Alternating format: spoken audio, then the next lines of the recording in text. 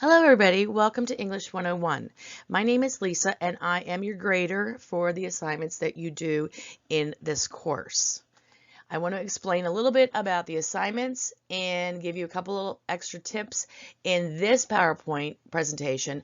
I am also doing one with MLA tips and using credible sources. The expectation and requirements for the assignments in English 101. Okay, you are using MLA format for all of your assignments. The study guide explains all that you need to know about MLA formatting, in-text citations, references, and the format for each of the essays. Please make sure that you review the study guide. It is fabulous. Purdue University offers a website called Purdue Owl, and it is excellent in regarding how to write anything in English. They have a section on MLA formatting. They also can help you with thesis statements, introduction paragraphs, conclusions, commas, run-on sentences. I mean, absolutely any question that you have about English. Purdue Owl is the place to go. And here's the website. And if you go into this website, you can also, they have a very nice site map that you can use to find a question, an answer to any question you may have about English. Assignments. The Word document that you are going to use, okay, in Microsoft Office or in if you do use PDFs, okay, they are already set up correctly. Do not change the margins. Okay, all documents are to be written in Times New Roman font and 12 point in plain black ink. Do not give me colored ink. Do not give me italics. Do not use bold. Do not underline. Okay, it is Times New Roman font in 12 point. It is double spaced, and you are to supply a heading at the top of your first page. This heading is going to include your legal name, your birth date, the last four numbers of your social security number, and the college that you are attending. You also need to include the name of the course and the assignment number. Okay, this is just common sense in that so that we, Naomi and I, understand where, what we're grading, where we're putting it in the grade books, and what is happening, what you're sending us. Always use spell check and always proofread every document before you submit it. Okay, you are in college, you must proofread. I will deduct big points if you do not take the time to proofread and use spell check. You need to meet the word count requirement. The way to look at this is more is always better than less.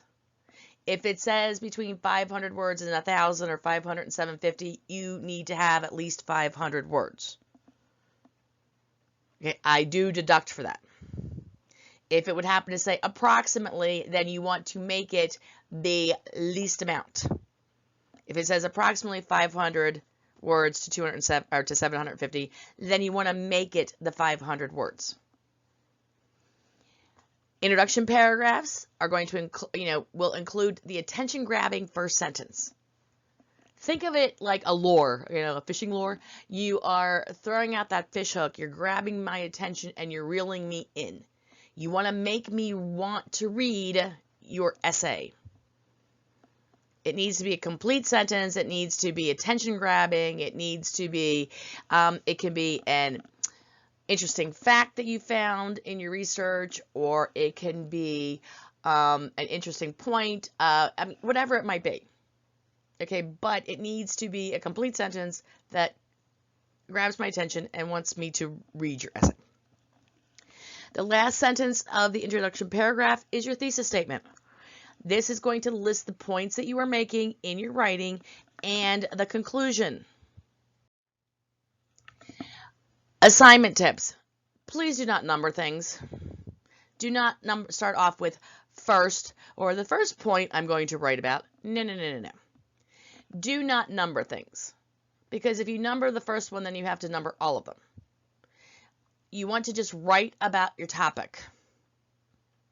The first sentence is always a topic sentence, okay? I don't want to see phrases such as, this essay is going to include, or I am writing about. No, write about the topic.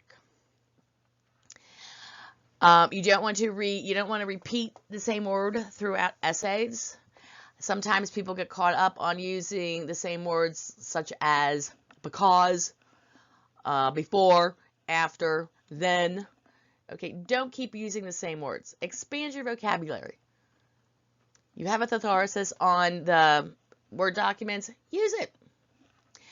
Also, do not use passive words such as maybe, think, possibly. You want to tell the reader what you want them to know. Okay, use an active voice. Tell them why they need to go to this restaurant. Tell them why they need to, research, learn more about healthy living or healthy eating. Okay, do not use questions. They are very distracting. A person's going to read a question, they will stop reading to think of an answer. Then they're going to go off and start thinking about something else, and they're not going to come back to read your document. Okay, you want to tell the reader what you want them to know. Please read the English composition study guides completely. Okay, they really do supply great details. I didn't have anything to do with writing them, but I'm impressed. They supply examples. They supply MLA formatting instructions, in-text citations, and references. Okay, they explain how to do all of it. Assignment 1, you are using descriptive words to explain to me why I should go to that restaurant. Why was that restaurant that you went to and you're reviewing so great? Okay, I'm using the restaurant as an example here because most people review the restaurant. But yes, you can also review a book or you can review a movie. But you want to use descriptive words. I want to feel like I'm there and I'm seeing what you're seeing. I'm tasting the food that you're tasting.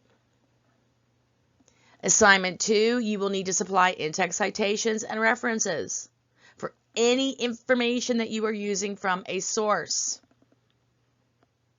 There is a requirement to use an outside source. That means you need to have at least one in-text citation and the reference. You cannot list a reference unless you have cited it in the essay. Assignment 3, you're reviewing 4 items critically, which means you're pulling them apart. Remember that no writing is perfect.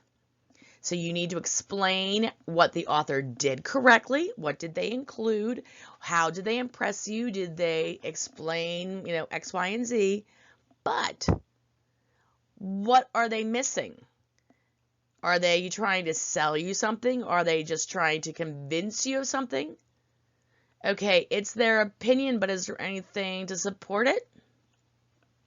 So you really need to, think hard on each one of the assignments or the items in 3 that you're reviewing. What's missing, what's not done correctly. Assignment 4. Okay, you are rhetorically reviewing an editorial, which means you are explaining how the author wrote it. You are not giving me a summary of the information. You're going to explain how the author used pathos, logos, and ethos to explain the situation, the item that they are writing about. Using a quote from the editorial to show how they use pathos, logos, and ethos would be a very good addition to your review. In assignment 5, you are going to supply in-text citations and references. This is a research paper. Okay, this is not your opinion. The word I is not going to be used in this paper. Okay, you are reviewing, you are relaying the information that you learned about the topic that you chose from your sources. Also, the last thing I want to say is read all the instructions, okay, to make sure that you have all of the required parts of each assignment. you need to, you want to make sure that everything's included and that you're not missing something. You are to submit your assignments separately. Assignments are to be submitted in a DOC or PDF only format. Anything else is going to be returned. Okay, so it must be in a DOC or a PDF format. And remember that once once an assignment has been submitted and graded, we will not accept redos. So this goes back to number 1 on this slide. Read all the instructions. Reread again, just to make sure that you have everything that is included, or everything that's required, that you have that all in your essay. Okay, everybody, I'm looking forward to reading your documents. Have a great week.